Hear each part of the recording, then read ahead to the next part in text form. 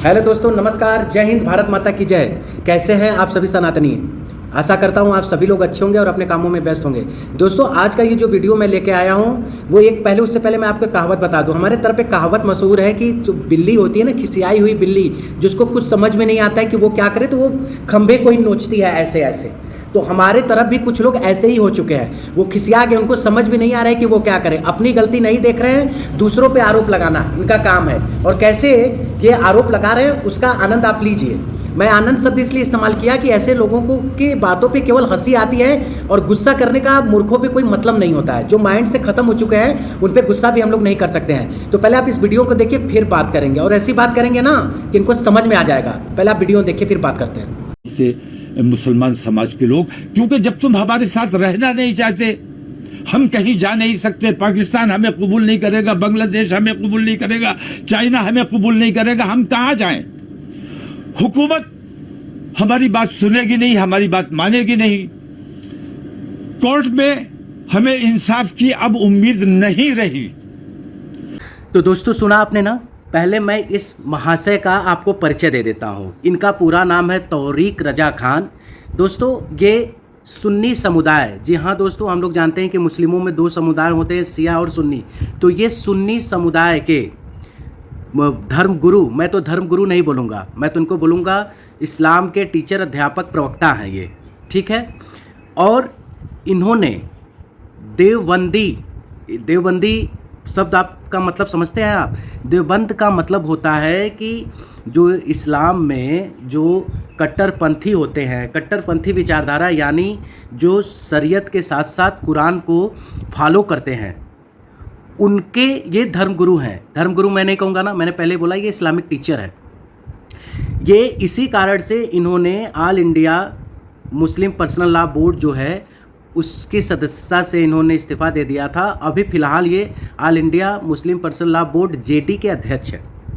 ये उत्तर प्रदेश में सुन्नी समुदाय को फॉलो करते हैं और फॉलो क्या करते हैं, उन लोगों को सिखाते हैं।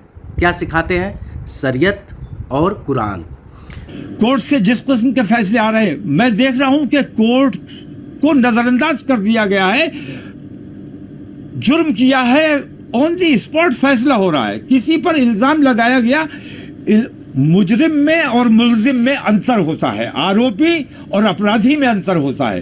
तो आरोपी के घर पे बुलडोजर चला देना ये अन्याय है। इस किस्म के अन्याय अगर इस हुकूमत में होते रहे तो इस देशव्यापी जेल भरो आंदोलन को रोकना। आपने सुना ना, अभी जो मैंने क्लिप दिखाया है आपको, आपने सुना ना। इन्होंने कहा, दो बातें इन्होंने कही है। पहली बात कही है कि इन्हें भारत के अलावा ये कहीं जा नहीं सकते हैं।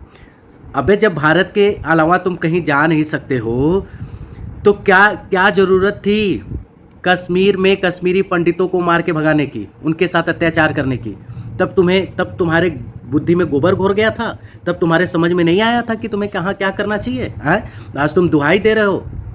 जहांगीरपुरी में एक हिंदू सनातन धर्म की शोभा यात्रा निकल रही है, उस पर पहले किसने पत्थर मारा? जब पत्थर मारे, पहले कांड तुम करो और फिर कहो कि हमारे साथ अत्याचार हो रहा है। जम्मू एंड कश्मीर में क्या किया, वहाँ पे तो तुम कभी नहीं खुल के आए, बोले कि नहीं ये गलत हुआ, कश्मीरी पंडितों के साथ ऐसा नहीं होना चाहिए। और दूसरी बात तुम बोले हो कि धर्म सरकार सुन नहीं रही है। गवर्नमेंट जब कोई आर्डर देती है, तुम सुन रहे हो गवर्नमेंट की?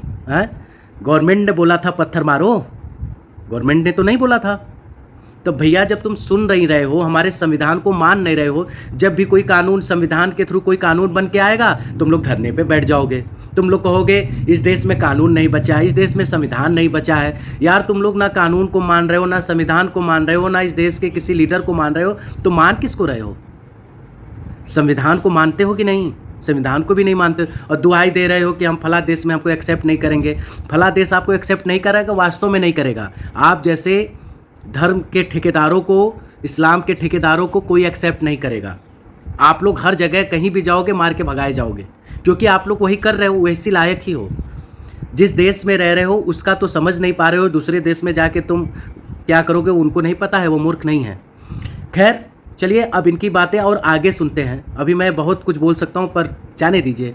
बस क्या क्या कहना है अभी आगे सुनिए, फिर बोलता हूँ। आगे सुनिए जरा आप। हुकूमत के बस की बात नहीं। और जिस दिन मुसलमान सड़कों पर आएगा उस दिन फिर किसी के कब्जे में नहीं आने वाला है, ये समझ लिया जाए।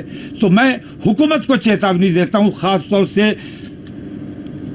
नरेंद्र मोदी सरकार को मैं चेता देना चाहता हूं कि अगर उन्होंने अपने इस तरीक़ेकार को फौरी तौर पर दुरुस्त नहीं किया और उनकी खामोशी, तुम सबके प्रधानमंत्री हो, तुम्हारे मुल्क में इस किस्म की बेईमानी हो रही है और तुम खामोश हो, मूक दर्शक बने हुए, अंधे और बहरे बने हुए, ऐसा लगता है तुम महाभारत के धृतराष्ट्र हो।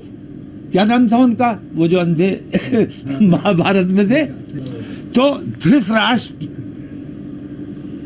की वजह से ही अगर धृतराष्ट्र अंधे और बहरे न बने रहे होते और वो तमाम बेईमानी न देखते रहे होते तो महाभारत न हुई होती।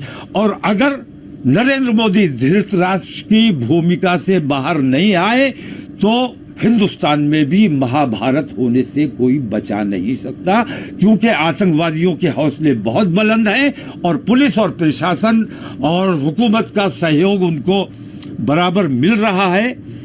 ये देश के लिए बहुत घातक और बहुत खतरनाक बात है। अपने देश की एकता और भाईचारे में यकीन रखने वाले लोग और ख़ास तौर से मुसलमान समाज। आपने सुना ना, ये इस्लाम का ठेकेदार, ये इस्लाम का प्रवक्ता, ये इस्लाम का टीचर क्या सीख दे रहा है? ये सिखा रहा है कि हमारा देश जो है, हमारा देश इनके साथ अत्याचार कर रहा है। ये इनका देश नहीं है, ये हमारा देश है, यानी सनातनियों का देश है। वो तो है, उसमें कोई दो राय नहीं है। भारतवर्ष हमारा ही देश है, हम सनातनियों का ही देश है। दूसरी चीज़ ये बोल रहे हैं कि अगर ऐसा होता रहा तो मुस्लिम लोग रोडों पर निकल आएंगे। यार आप लोग रोड पे कहाँ नहीं निकल रहे हो, कब नहीं निकल रहे हो हैं? आप देख लीजिए, आप देखिए ना, अपने पड़ोसों में देखिए ना, जाके देखिए अफगानिस्तान की हालत।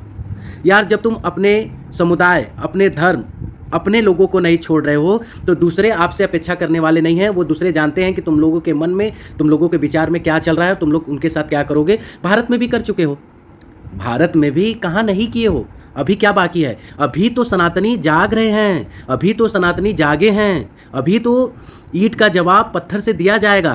पहले रोड पे निकलो तो, तब तो समझ में आएगा ना। आप कह रहे हैं कि महाभारत हो जाएगा।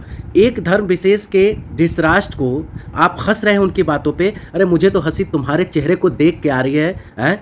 तुम क्या बोले हो? धृतराष्ट्र, मोदी जी को धृतराष्ट्र बोले हो, हैं? जब जम्मू एंड कश्मीर में, बताएं आपको धृतराष्ट्र कौन था, हैं? अब्दुल्ला फैमिली नाम सुने हो? नहीं सुने हो? होंगे आपके सगे संबंधी। तो पहले जाके इतिहास को देखो कि पीछे क्या किए हो, तब आगे बोलना। और वैसे भी गवर्नमेंट कुछ गलत नहीं कर रही है, गवर्नमेंट अपने नियम के अनुसार चीज़ें कर रही हैं।